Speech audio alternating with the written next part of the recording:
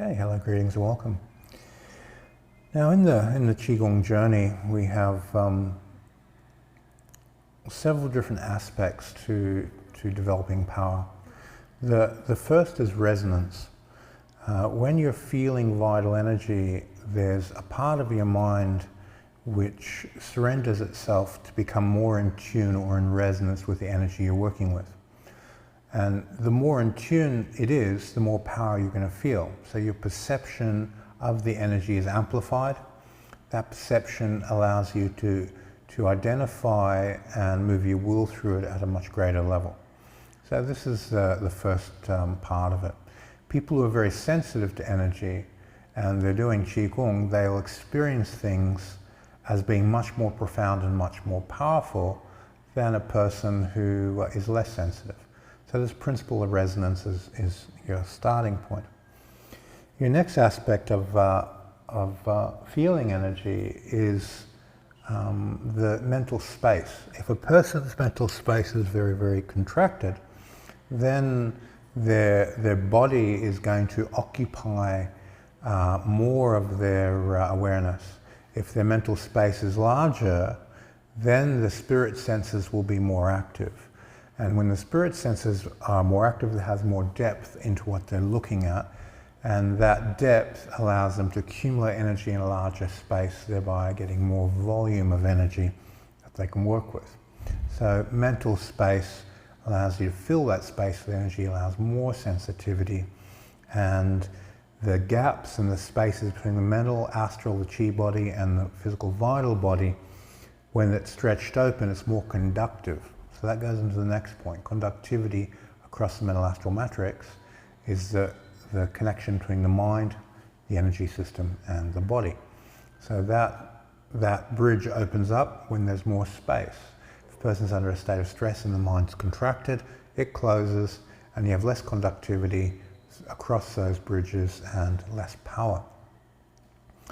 The next aspect to look at is conductivity through the fascia. How much muscle tension is in the body and how elastic is versus elasticity of the body. A person who's much more elastic will conduct the forces forward and backward through the body much more efficiently. So the 10 power stretching exercises, the throwing exercises, the electric magnetic exercises, the loosening exercises all increase the elasticity and conductivity of the body. So when you drop your body weight into your fascia, how much of that body weight is going to conduct through the fascia and how much is going to get caught in resistance inside the body. So that's the next aspect of power development. Then we have connected mass. If there's a lot of isolation of lines of power through the body, then the mass gets isolated from the fascia. And it's a little bit like it floats in the fascia rather than hydraulically pressurizes the fascia. So what we're really looking for is to relax your mass into the fascia as you drop to create more hydraulic pressure. And this hydraulic pressure can move the mass through the fascia and move the energy through the fascia at a very, very high speed if your body's loose and elastic. So we're talking about connected mass through the fascial web. If there's muscle tension or lines of tension in the body, a bit less of that mass will be connected and move as a wave through the body. So this is where loosening comes into play, developing elasticity in the body so we can connect more mass. Now the next aspect to look at for power development is when you wave mass. If I was to bring my mass up and wave it out of my body, there's inside of the wave, there's conductivity through resonance of life force. When you tune into life force through building the ball, there's a particular stretch inside your body. And when you wave mass through that stretch, you're not only getting mass accelerating, as mass times acceleration is force, you're also getting a wave of internal energy passing through the hands, through the body, synchronized with that mass. So this is very, very important to differentiate the difference You're not throwing your body weight, you're dropping your body weight into the fascia, tuning it to life force to create a wave of mass and a wave of life force moving together. And this generates more power. When you're on that frequency or that feeling of life force, you get a very fast electric quality in the movement of mass through your body. But when you're in a state of resistance, it's kind of like your mass is navigating the tension lines in your body to move out, which is much slower, because your force is the mass times acceleration. Acceleration that's going straight with a clean hydraulic pressure in it will generate far more force. Where if it's waving around tension lines, like when you see people loosen, they'll move in and out to get the energy to drop, you get less effect. Okay, so from there we go into accumulation of energy. When you're in resonance with life force and then you spend 5-10 minutes accumulating the feeling of life force before you do your shunting exercise, before you do your Cohesion exercises, that accumulation of the feeling increases that conductivity and connectivity of the body. So by loading the body with life force, you're increasing the hydraulic potential to pump the energy out, you're increasing the connectivity of the fascia to produce those waves of power, and you're creating the preconditions for more potential power. So loading the life force into the body works incredibly well. Okay, next point. When you're doing your power stretching exercises and you're really pushing the joints open and then pulling the joints open, so the electric and magnetic exercises where we extend the awareness out to a point and we push it open, and then we mentally extend the mind out, and then from the point outside the body we pull the joints open. This muscle switching generates a type of balance inside the body in which the electric and magnetic phases of movement are quick and harmonized. The faster those switches are, the more efficient you'll be able to move force in and out of the body. Because we have so many different directions of movement, the harmony between electric and magnetic have to be there.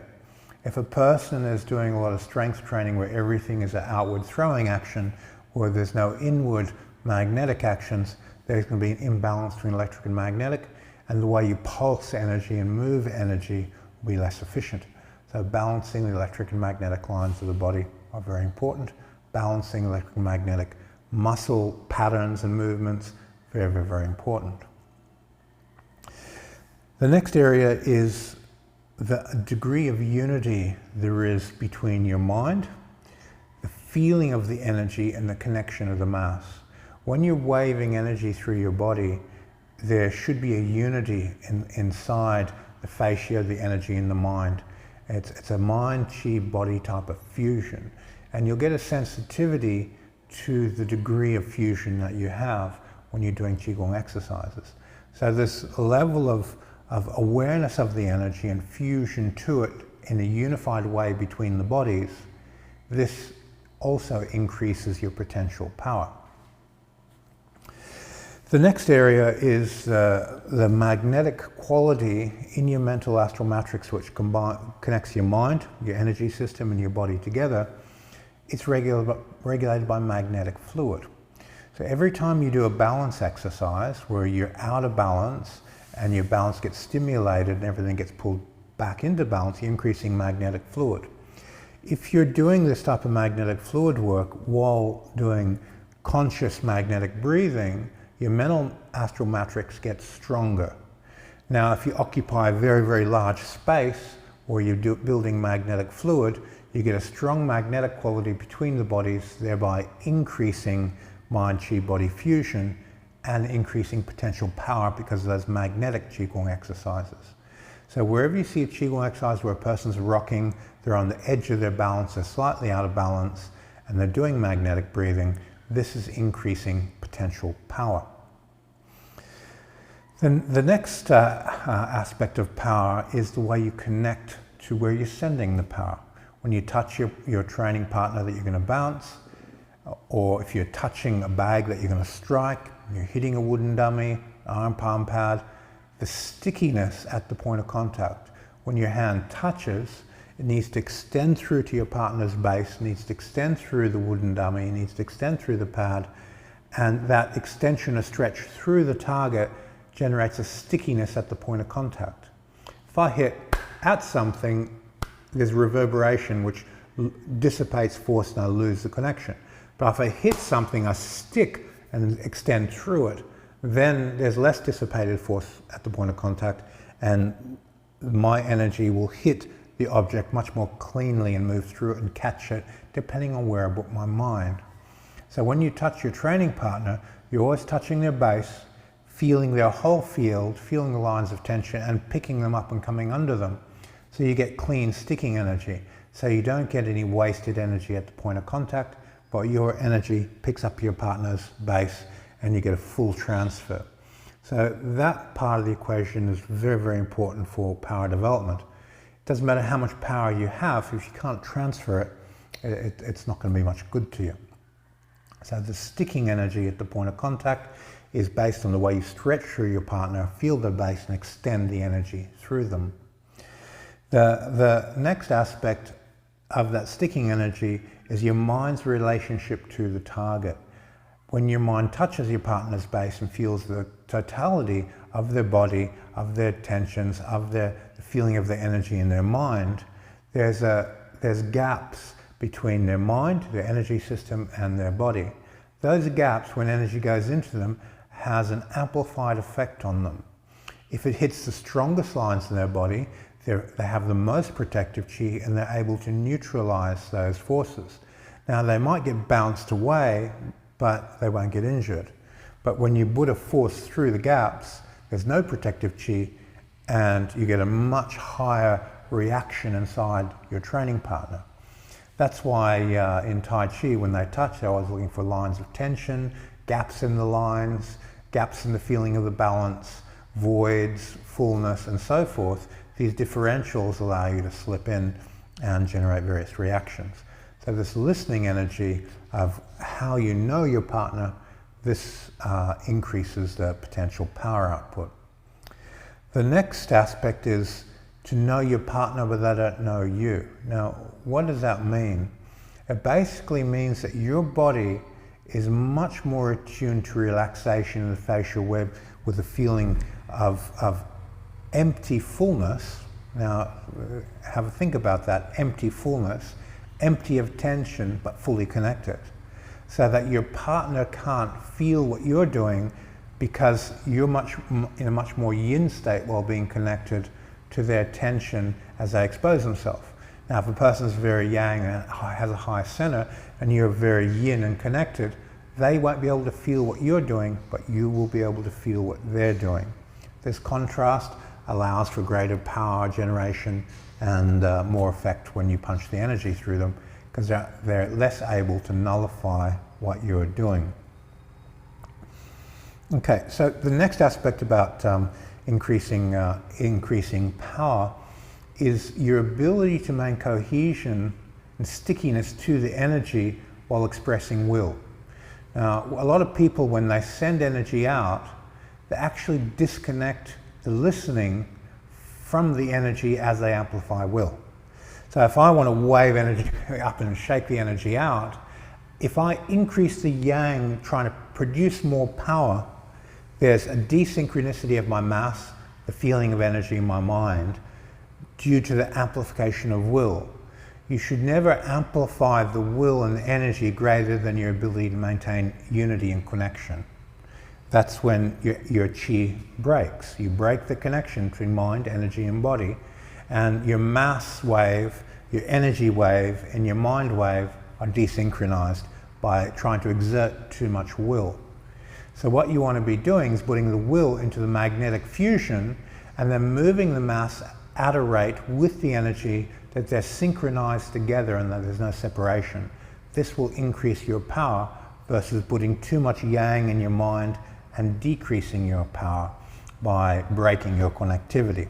So build the yang slowly by maintaining connection to the fusion of the three bodies when you're shunting your energy, bouncing your partner, whatever the exercise are that you're doing. Could be just punching a punching bag. Maintain listening and sensitivity and connectivity. Don't punch any harder than what you allow that connectivity to remain constant without a disconnect of the mind and the listening. Okay, the next aspect of power training is the way the muscles and the fascia grip the bones. Now, there's an exercise called floating the bones. It's on the Vimeo channel, where you vital breathe into the bones and then you relax the layers of fascia from the bone through the muscles back to the skin, and you get the bones to float. And it's like you sort of have your bones floating in jelly. When your bones are floating in jelly and you drop and shunt, the vibration maintains more connection, and you use the skeletal structure to create faster and electric movement with connected mass. Now, if I've got a lot of tension holding my bones and I can't relax and release the bones, I'm going to have a slight isolation of my power from that electric line. So practicing floating the bones Qigong generates more connected mass, more electric conductivity, and the Jin moves faster because it has less resistance through the jelliness of the body when you float the bones. So practice that Qigong extensively. I suggest you practice for a few minutes before you do your Tai Chi form, or any Qigong exercise for that matter, because when you have the feeling of floating the bones, you're in that astral Qi characteristic mechanically, where it's easy just to relax into the feeling of energy and move the energy around comfortably without resistance. So master floating the bones. The next aspect for developing power in the layering process is understanding your relationship between your body mechanics, gravity, and the rate of relaxation of the energy. When you're inside the feeling of vital and you're slowing everything down into the feeling from vital to chi or astral energy, there's a rate of relaxation. And that rate of relaxation allows that hydraulic pressure to build, especially when you're dropping your body to create these gravitational waves of force. This timing not to exceed the speed of your rate of relaxation is very important. So your first goal with these types of shunting exercises is to get your dropping speed, the speed of gravity essentially, to match the rate of transformation. So when you're doing the sinking the chi exercises, you need the chi to sink at the same speed at which you drop your body and shunt. And when these two match, you get a resonance between the three bodies to amplify your power output. If, let's say, your ability to sink the chi is a little bit slower than gravity, there's a desynchronicity that takes place, so you can't deepen your power. So this is very, very important. Now, sinking the chi isn't anything more than feeling vital energy, slowing it down to get it nice and thick, and then when you shunt, you get the feeling of the energy dropping with gravity dropping to sink and produce a counterforce. That's one aspect of sinking the chi. Another aspect of sinking the chi is just simply feeling energy and relaxing and letting it soften into your center of gravity, drop it down into the cauldron. And that quality of sinking into your center of gravity and letting everything pull in is an aspect of sinking the chi. Now there's many aspects to the idea of sinking the chi, but those are the two fundamental ones. The next aspect for generating power is, in Hermetics we call this mental transference. It's our mind's relationship to space. Now, if I want to mentally transfer into the space of this cup and be sensitive to it, my mind has to become the cup. I have to make my mental body that shape. So in the Hermetic framework, we mentally transfer into a wide range of objects and let our mind become flexible and occupy the space of the object. And then we observe the space and we're sensitive to the energy that's contained in it, and we listen to it. Now, this mental relationship to space will have a very large influence in the way your energy moves through that space, generates cohesion with that space, and the way you're able to stick to a person and influence them with your energy. So mental transference exercises, you can find them in Franz Baden's book, Initiation to Hermetics, and you can find them on my Vimeo channel as well. These exercises allow your mind to have a much deeper resonant connection to what you want to transfer force to, so you have a better stick. This will increase your power, not through you having more power within your body, but when you transfer the power, you have more resonance what you're connecting your power to. On the other side of it, the way you transfer power through space will also change. As you have more resonance with the space itself, you'll be able to move that energy through space faster and more efficiently. Okay, the next aspect of increasing power is recognizing everything as mind. Now, if you want to move energy as a field effect instead of a wave is I touch my partner, I move a wave of mass from me to you, and as that transfers, it moves as a wave and then hits you. A field effect is recognizing that everything I'm touching is mind substance, and I transfer the energy inside my body into the mind substance of the energy inside your body. So when this type of thinking is present, the force arrives everywhere in that field at the same time, rather than doing this, it just moves here and that moves. It's a different type of thinking, and this is an extension of mental transference, feeling the field and the mind substance underlying the strength of the person and transferring it through the field into the strength. So we're not using this linear swinging of the pendulum to get the energy to hit. That's a wave effect. We're using a field effect, and this increases power transfer when we're getting stronger mind-to-mind connection. Okay, the next aspect is your level of stillness and separation between the intending mind and the observing mind. When you get more separation between how you observe what you're doing while you do it, this degree of stillness that mediates the relationship between those two gives you more control, allows you to put all these pieces of the puzzle together and develop them holistically. Because we've gone through so many different points, there has to be a part of you which is able to observe each one of these points as you implement them. So we have an observing mind, we have an intending mind. The intending mind does things, the observing mind observes us doing things. What allows these two to pull apart is stillness. If you make your mind still, you get a separation between intention and observation. That is what makes a martial artist good, because they have more environmental awareness while they're doing what they're doing. So in order to get power, you need to separate these two so you have the discernment to be able to make corrections, increase your structural alignment between your joints, increase all the potentials in all these little individual facets to train on a deeper level internally. And this is what takes a person from being good at internal martial arts to being a master of internal martial arts. Okay, thank you for your time, and see you in the next video.